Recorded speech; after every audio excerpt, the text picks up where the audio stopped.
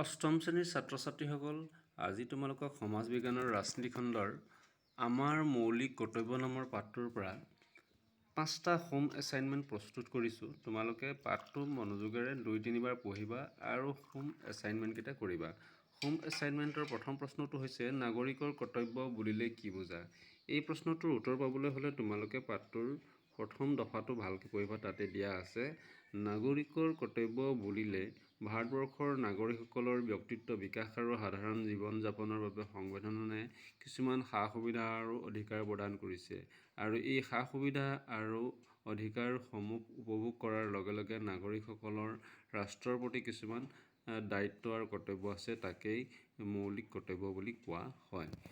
প্ৰশ্ন নম্বৰ 2, ভাৰতবৰ্ষৰ নাগৰিকে পালন কৰিবলগীয়া প্ৰথম 2টা কৰ্তব্য লিখা। তোমালোকৰ প্ৰথম পৃষ্ঠাতেই আমাৰ মৌলিক কৰ্তব্যৰ প্ৰথম পৃষ্ঠাতেই 2টা কৰ্তব্য দিয়া আছে, সেইকেইটা লিখিলে হ'ব। 1 নম্বৰ সংবিধান মানি চলা, ৰাষ্ট্ৰীয় পতাকা, ৰাষ্ট্ৰীয় প্ৰতীকৰ প্ৰতি শ্ৰদ্ধা জনোৱা।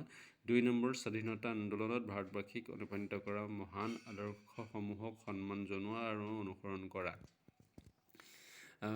3 নম্বৰ হোম এছাইনমেণ্ট হৈছে ভাৰতৰ ত্ৰিৰংগা পতাকাখনৰ বিষয়ে চমুৱাই লিখা। তোমালোকৰ প্ৰথম পৃষ্ঠাতে জানি থওঁ আহা দিয়া আছে। 1947 চনৰ 22 জুলাইত ভাৰতৰ ত্ৰিৰংগা পতাকাখন জাতীয় পতাকা ৰূপে স্বীকৃতি পায়। ইয়াতে দিয়া আছে, এইকেইটা কথা লিখিবা।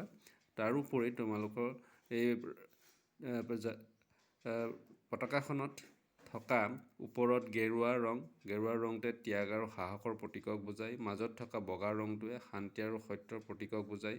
তলত থকা সেউজীয়া ৰংটোৱে বিশ্বাস আৰু সৌন্দৰ্যৰ প্ৰতীকক বুজায়। এই কথাকেইটাও তোমালোকে লিখিবা।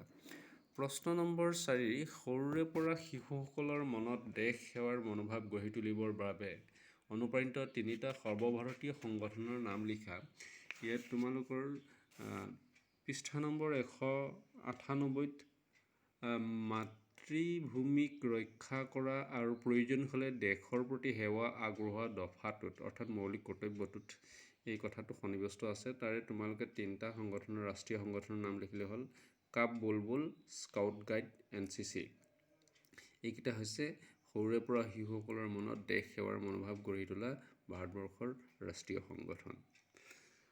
হোম এছাইনমেণ্ট 5, জনসাধাৰণৰ মাজত ভাতৃত্ববোধ গঢ়ি তোলা আৰু নাৰী মৰ্যাদা সন্দৰ্ভত থকা কৰ্তব্যটো লিখা। তোমালোকৰ 198 পৃষ্ঠাৰ একেবাৰে শেষত থকা কৰ্তব্যটো লিখিলে হ'ব। জনসাধাৰণৰ মাজত ভাতৃত্ববোধ গঢ়ি তোলা, নাৰীৰ মৰ্যাদা, হানিকাৰক আচৰণৰ পৰা বিৰত থকা। এই দফাটো তোমালোকে লিখিলেই এই 5 নম্বৰ হোম এছাইনমেণ্টটোৰ উত্তৰ কৰা হ'ব।